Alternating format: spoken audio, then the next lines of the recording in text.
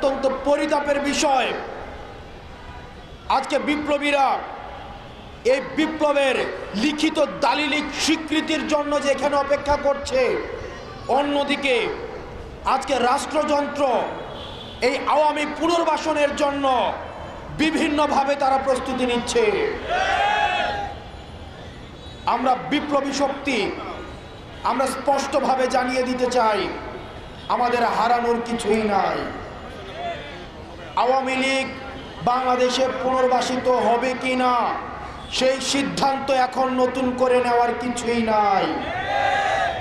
আওয়ামী লীগ বাংলাদেশের রাজনীতিতে পুনর্বাসিত হবে কিনা সেটার চূড়ান্ত সিদ্ধান্ত হয়ে গিয়েছে 5ই আগস্ট। সুতরাং যারা আবার নতুন করে আওয়ামী রাজনীতির পুনর্লিখন করতে যাচ্ছেন, আপনাদেরকে বলতে চাই, এই বাংলাদেশে আওয়ামী লীগের রাজনীতি পুনর্বাসিত হবে কিনা সেটা এখন প্রাসঙ্গিক আলাপ নয়, বরং আওয়ামী লীগের প্রত্যেকটা নেতাকর্মী ওয়ার্ড থেকে শুরু করে কেন্দ্র পর্যন্ত প্রত্যেকটা নেতাকর্মীকে তাদেরকে বিচারের আওতায় নিয়ে আসতে হবে।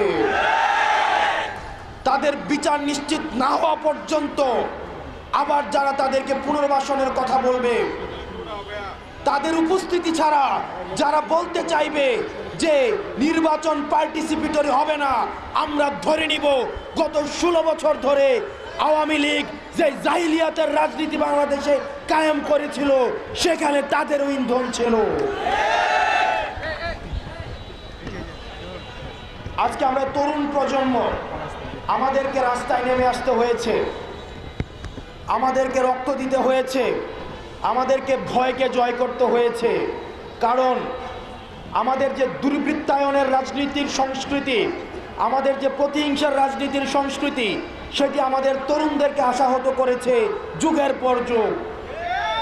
আমরা জনকল্যাণমূলক রাষ্ট্র করতে পারি নাই, আমরা রাষ্ট্রের মধ্যে নাগরিক হয়ে উঠতে পারি নাই।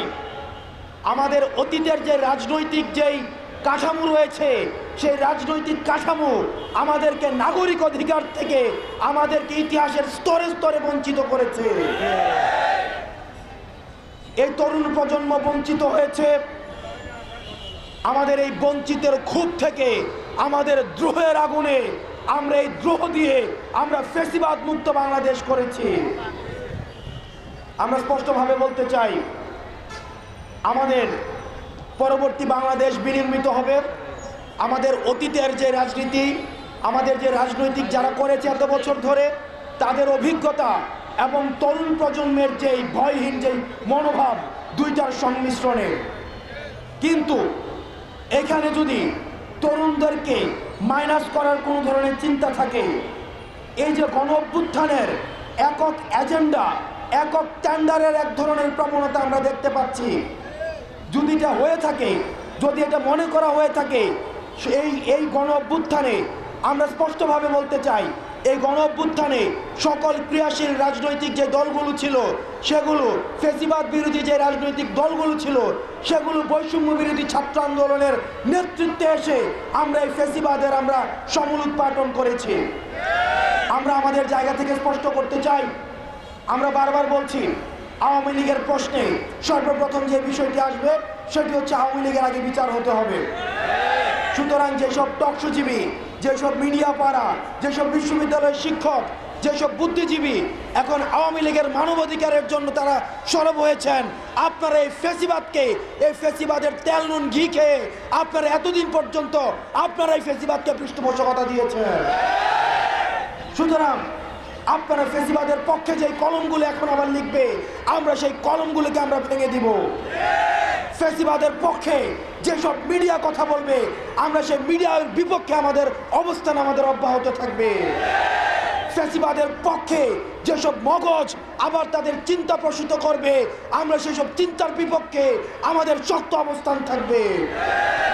আমরা বারবার বলছি, আপনারা যদি এই তরুণ প্রজন্মর কথা আপনারা বুঝতে ব্যর্থ হন, আওয়ামী লীগের জয় পরিণত হয়েছে, পরবর্তীতে যারাই নীতি নির্ধারণের পর্যায়ে আসবে, এই তরুণ প্রজন্মের ভাষা যদি আপনারা বুঝতে ব্যর্থ হন, তাহলে আওয়ামী লীগের পরিণতির মতোই আপনাদের পরিণতি হবে। সুতরাং ফ্যাসিবাদ বিরোধী প্রত্যেকটি রাজনৈতিক দলের এবং বৈষম্য বিরোধী ছাত্র আন্দোলন এবং ফ্যাসিবাদ বিরোধী যেই সব মনস্তাত্ত্বিক যেই ধরনের আমাদের চিন্তা রয়েছে, সবগুলি সংমিশ্রণে আমাদের পরবর্তী বাংলাদেশ বিনির্মাণ করতে হবে এবং এই প্রত্যেকটি জিনিসের লিখিত দালিলিক স্বীকৃতি আমাদের এই প্রক্লেমেশনের মধ্য দিয়ে দিতে হবে। আমরা 15 তারিখ পর্যন্ত আমাদের আলটিমেটাম ছিল, আজকে 14 তারিখ, আজকে গণসংযোগের পরে আমরা 15 তারিখ পর্যন্ত সরকারকে সময় দিয়েছি। এই অন্তর্বর্তীকালীন সরকার কমিটমেন্ট দিয়েছে আমাদেরকে রাজনৈতিক ঐক্যমত্যের ভিত্তিতে আমাদের এই প্রক্লেমেশন অফ রেগুলেশন সেটিকে স্টেট থেকে এন্ডোর্স করবেন। অত্যন্ত দুঃখজনক বিষয় হচ্ছে এখনো পর্যন্ত আমরা কোনো দৃশ্যমান কোনো পদক্ষেপ আমরা দেখি নাই। আমরা যাদেরকে উপদেষ্টা বানিয়েছি, আমাদের প্রতিনিধি হয়ে যেসব উপদেষ্টা সরকারে গিয়েছে, আমরা আপনাদেরকে বলতে চাই, আপনারা আমাদের প্রতিনিধিত্ব করছেন।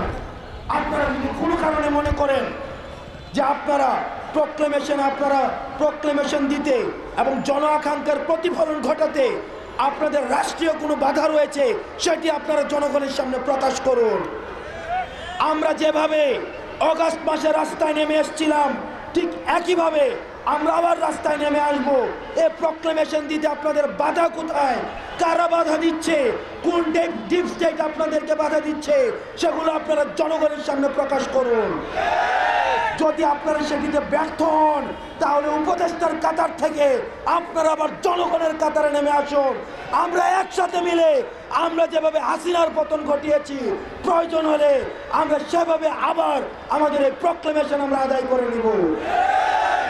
প্রিয় সহযোদ্ধা, আমরা আমাদের এই যে দেশ গঠনের সংগ্রাম আমাদের অব্যাহত থাকবে।